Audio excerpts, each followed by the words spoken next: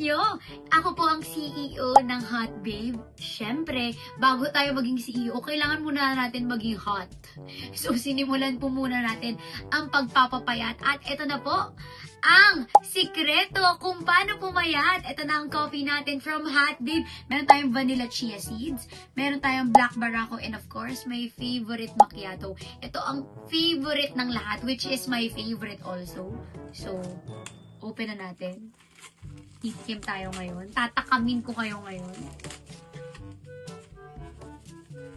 Excited ako kasi every time na nagla-live ako, ito talaga yung iniinom ko.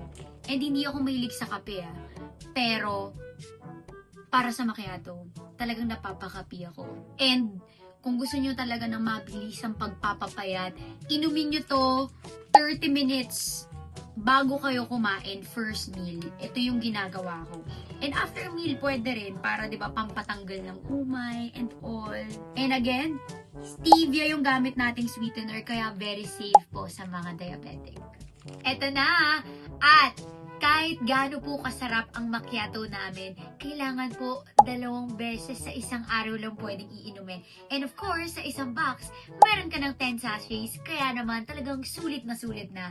Kaya naman ano pang hinihintay mo kung gusto mong pumayat at maging sexy? Mag-hot babe ka na, check out na!